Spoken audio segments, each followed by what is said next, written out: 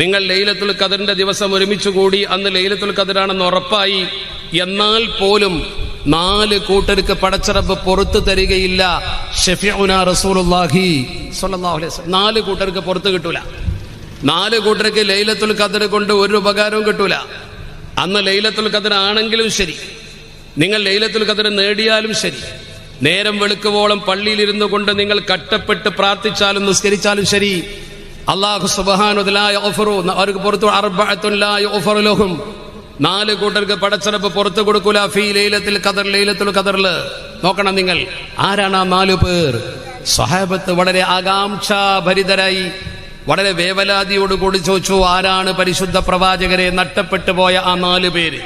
പരിശുദ്ധ പ്രവാചകർ പറഞ്ഞു, ഒന്ന് മുദ്മിനു ഖംറാണ്, മദ്യപാനി, മയക്കുമരുന്ന് സ്ഥിരമായി ഉപയോഗിച്ചു കൊണ്ടിരിക്കുന്ന ഒരാള്. അയാൾ ഒരു ദിവസം നന്നാകാൻ വേണ്ടി മാത്രം പള്ളിയിൽ വന്നിട്ട് പ്രത്യേക പ്രയോജനമൊന്നുമില്ല. മുദ്മിന ഖംറായ മനുഷ്യന് പടച്ചറബ് പുറത്തു കൊടുക്കൂല, ഉറപ്പാ. ഒരു കാലത്തും അവന് പുറത്തു കൊടുക്കൂല. രണ്ടാമത്തേത്, ഒരു മനുഷ്യനെ സംബന്ധിച്ചിടത്തോളം വളരെ പ്രധാനമാണ്, ആകുല്ലി വാലിദൈഹി, ഉമ്മയെയും ഉപ്പയെയും വെറുപ്പിക്കുന്നവൻ. ഉമ്മാനെ വെറുപ്പിക്കുന്നവൻ, വാപ്പാനെ വെറുപ്പിക്കുന്നവൻ. ഉമ്മാനെ കണ്ടുകൂടാ, ബാപ്പയെ കണ്ടുകൂടാ.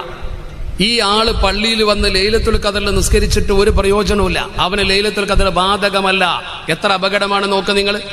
ഉമ്മാനോട് പിണങ്ങി നിൽക്കുന്നവരോ ഉപ്പാനോട് പിണങ്ങി നിൽക്കുന്നവരോ സദസ്സിലുണ്ടെങ്കിൽ ഗൗരവത്തോടെ ചിന്തിച്ചോ. പള്ളിയിൽ നമ്മൾ റമദാനിൽ ഏറ്റവും പുണ്യപ്പെട്ട ദിവസം പോലും അള്ളാഹു പുറത്തു തരില്ലെങ്കിൽ വേറെ ദിവസം ഏതായാലും തരില്ല എന്ന് ഉറപ്പല്ലേ? ഓഫർ ഉള്ളപ്പോ വില കുറയുന്നില്ലെങ്കിൽ പിന്നെ അല്ലാത്ത സമയത്ത് വില കുറയില്ല എന്ന് ഉറപ്പല്ലേ? അപ്പോൾ ലൈലത്തുൽ ഖദറിൽ പോലും പുറത്ത് കിട്ടില്ലെങ്കിൽ വേറെ സമയത്ത് എന്തായാലും കിട്ടൂല. നിങ്ങൾ ചിന്തിക്കേണ്ട കാര്യമാണ്. അതുകൊണ്ട് ഉമ്മാനെയും ഉപ്പാനെയും വെറുപ്പിക്കുന്നവർക്ക് പള്ളി ബാധകല്ല. ആദ്യം വീട്ടിൽ നിന്ന് തുടങ്ങണം. ഇസ്ലാമിക കൾച്ചർ ബിഗിൻസ് അറ്റ് ഹോം എന്നാണ്. ഇസ്ലാമിന്റെ സംസ്കാരം വീട്ടിൽ നിന്ന് പഠിച്ചു തുടങ്ങണം. നിങ്ങൾ ഉമ്മയെയും ഉപ്പയെയും മാനിക്കണം. ഉമ്മ പ്രായമായാൽ പരിഗണിക്കണം. അബൂബക്കർ ഹാജി കണ്ടോ, വയസ്സായ ഉമ്മ പരിപാലിച്ചു, മരിച്ചപ്പോ ഉമ്മാക്കൊരു പള്ളി തന്നെ എടുത്തു കൊടുത്തു. ഫാത്തിമ എന്ന പേരിട്ടു ഉമ്മാന്റെ പേരിൽ. എന്തൊരു മനോഹരമാണത്, ചിന്തിക്കണം നിങ്ങൾ. അതുപോലെ തിരിച്ചു ചിന്തിക്കുക. രണ്ടാമത്തൊന്ന് എന്താണ്? ആകുല്ലി വാലിദൈഹി. മൂന്നാമത്തേത് വളരെ പ്രധാനമാണ്, ഖാതി ഉർ റഹം, കുടുംബ ബന്ധം മുറിക്കുന്നവൻ. ഖാതി ഉർ റഹം.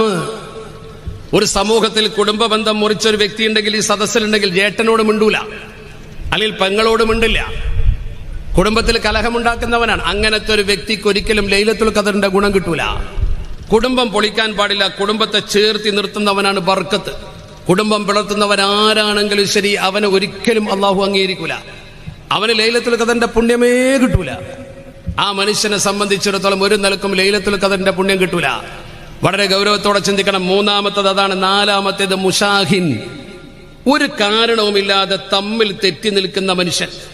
ശറഈയായ കാരണമില്ലാതെ ഒരു മുസ്ലിമിനോട് തെറ്റി നിൽക്കുക, അവനോട് ഒരു ബന്ധമല്ല. അയൽവാസിയോട് തെറ്റി, അല്ലെങ്കിൽ തന്റെ പരിചയമുള്ള ഒരാളോട് തെറ്റി. ഒരു കാര്യമല്ല തെറ്റാൻ. എന്താ കാരണം? ചിലപ്പോൾ കല്യാണത്തിന് വിളിച്ചിട്ടുണ്ടാവില്ല, അത്രേ ഉണ്ടാവുള്ളൂ. അല്ലെങ്കിൽ ഇവൻ ഉദ്ദേശിച്ച എന്തെങ്കിലും ഒരു കാര്യം അവൻ നടത്തി തന്നിട്ടുണ്ടാവില്ല, വെറുതെ തെറ്റുക. കള്ളു കുടിക്കുന്ന ഒരു മനുഷ്യനാണെങ്കിൽ ചിലപ്പോൾ അവനോട് പിണങ്ങേണ്ടി വരും. നിസ്കരിക്കാത്തൊരു മനുഷ്യനാണെങ്കിൽ അവനോട് പിണങ്ങേണ്ടി വരും. അതൊന്നുമല്ല. ഒരു ശറഈയായ കാരണവുമില്ലാതെ മുഅ്മിനായ ഒരു മനുഷ്യൻ മറ്റൊരു മുഅ്മിനായ മനുഷ്യനോട് പിണങ്ങി നിൽക്കുന്നുണ്ടെങ്കിൽ ആ വ്യക്തിയുടെ ദുആക്ക് ഉത്തരം കിട്ടൂല, ലൈലത്തുൽ ഖദർ കിട്ടൂല.